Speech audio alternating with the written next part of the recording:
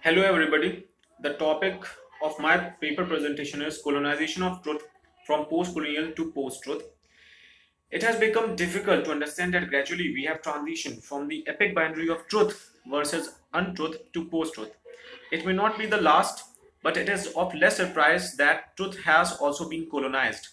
If we have transitioned from the age of industrialization to the age of information, truth has also been subjected to the ultimate authority of capitalism, commercialism, and virtual world. If the 19th century marked the peak of territorial colonization, 21st century has marked the beginning of the colonization of truth. In the previous centuries, it was religion and monarchy that have tried to control the truth. In the present millennium, the truth is controlled by capitalism and politics.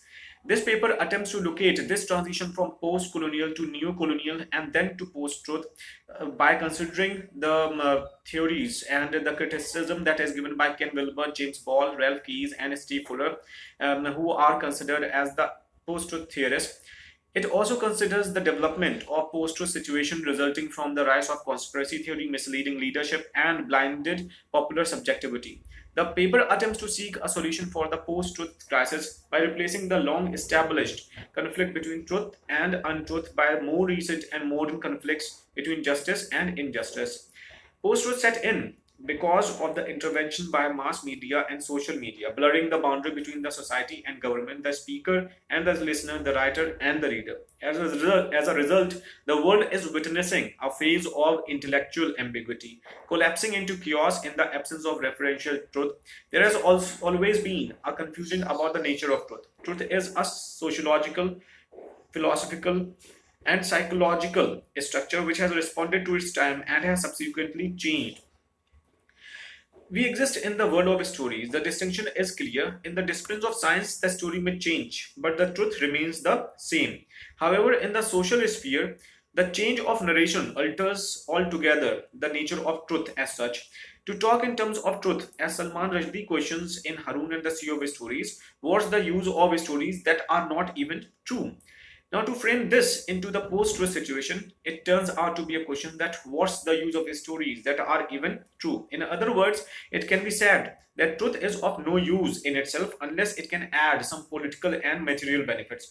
Post-truth problematizes the issue of truth as it gives importance to the narratives. The same story sounds different when the storyteller is different. Thus, truth loses its centrality and becomes nebulous amidst many narrations. Truth is abstract, but it is a structure. Truth is a communication structure informed by our psycho-social understanding. Analyzing Levi-Strauss, it has been pointed out that structures are not static but are subject to outside pressures and internal developments. Truth as a structure has not remained untouched by the world. Its conception has changed accordingly. Various phrases in this development can be seen as follows. So, when we talk about 15th century, truth was geocentric and theological, where divinity was reality. Between 15th to 17th century, we find that truth became heliocentric and humanism became the reality. Between 17th to 19th century, truth was based on rational, logical, and empirical evidence, which were based on fact. Between 19th and 20th century, we find that truth became material reality, where social status became a reality. In 20th century, truth became a scientific and anthropocentric utilitarian reality. In the 21st century, truth has become a spectacle. It has shifted beyond body and materiality and is imprisoned in a virtual world. Politics is the relationship between man and society and between the government and the governed. In a democracy, the boundary between the governing and the governed gets blurred. In postmodernism, the boundary between truth and non-truth is blurred. In medieval period, religion was the center. In the postmodern period, politics is the center, making it the theism of the postmodern age. With the end of theism and the end of truth, what is left is a vacuum in the absence of a value system. Science marked the end of theism, post marked the end of ethics. It may not Now, when we talk about this post-truth, I have tried to locate post-truth in the context of the existential philosophers. The existential philosophers, they have believed in the idea and the notion of subjectivity. Subjectivity is essential to both the existential philosophy and to the post-truth crisis. However, there is enormous difference when we consider the existential philosophers and the post-truth crisis. Now, according to this is what Jean-Paul Sartre he writes in Existentialism and Human Emotions, that the word subjectivism has two meanings, and our opponents play on the two. Subjectivism means, on the one hand, that an individual chooses and makes himself, and on the other, that it is impossible for man to transcend human subjectivity. The second of these is the essential meaning of existentialism. When we say that man chooses his own self, we mean that every one of us does likewise. But we also mean by that in making this choice, he also chooses all men. In fact, in creating the man that we want to be, there is not a single one of our acts which does not at the same time create an image of man as we think he ought to be. To choose to be this or that is to affirm at the same time the value of what we choose, because we can never choose evil. We always choose the good, and nothing can be good for us without being good for all. Now, there is a book by James Ball, Post-Truth: How Bullshit Conquered the World. And in this book, he says that post-truth as a phenomena that has long existed, but which got currency and recognition as a fact in recent times. He defines it as outright fake news, easily shareable, discussable stories posted to social media for jokes, for ideology, for political reasons, by groups connected to foreign nations to make a bit of money. And pointing out at the everlasting effect of post-truth, he adds that these examples are classics of the genre, possible to invent in minutes, but taking hours to debunk. Even the most obvious nonsense claim takes time and efforts to prove false. And thus, there can be seen a transition from the modernism, postmodernism, to this post-truth condition.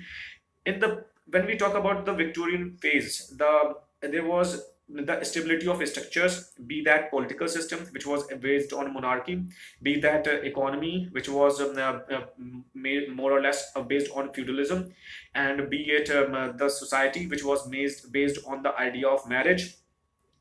Likewise, truth in the because as we see that modernism, it marked the shaking of the center, and therefore it resulted in the decentering.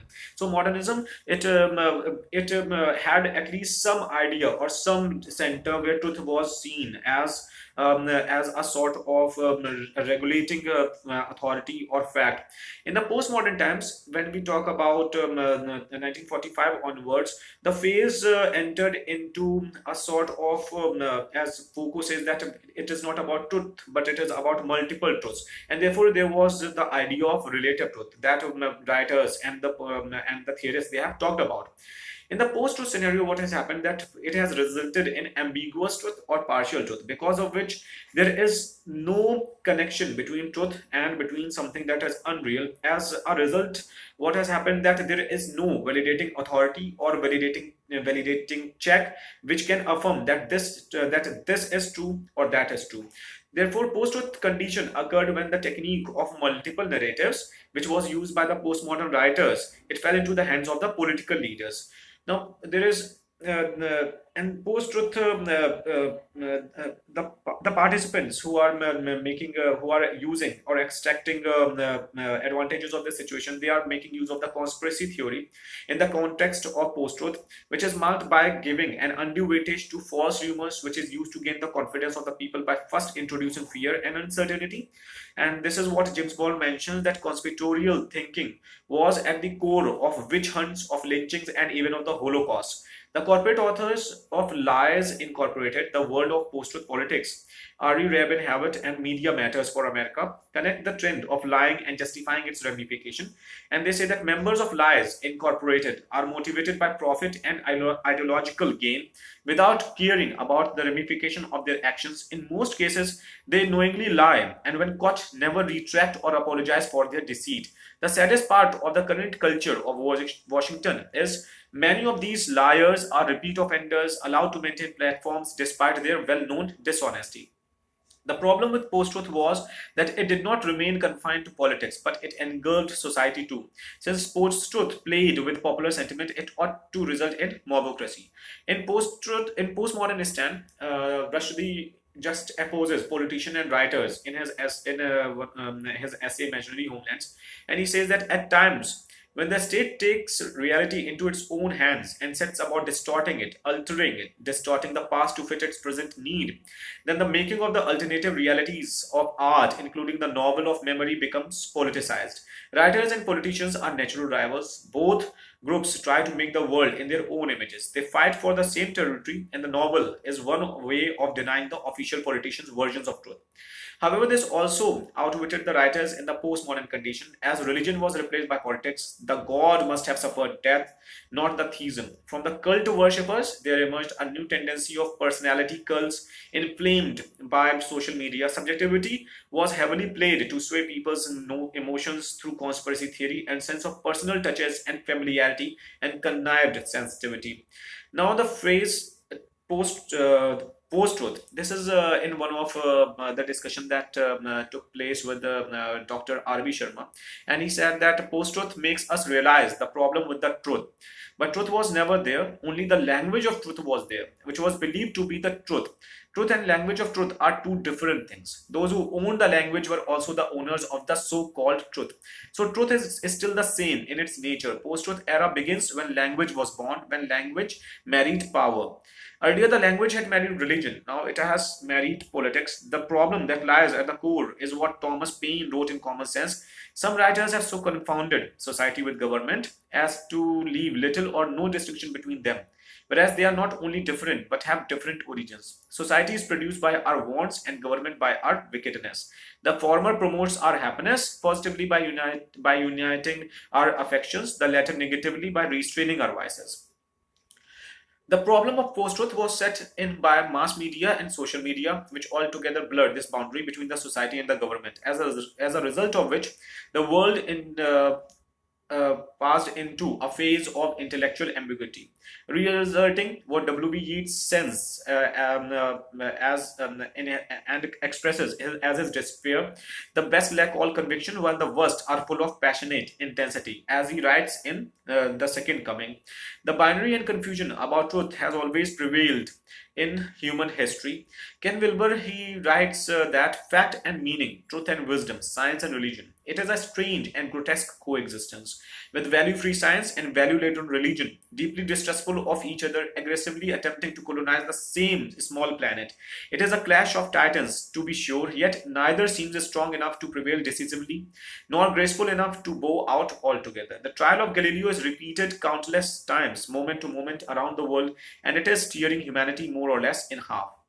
It is not far for the first time that public and politics has come face to face. It is just that the way it has come together has left the world unguarded.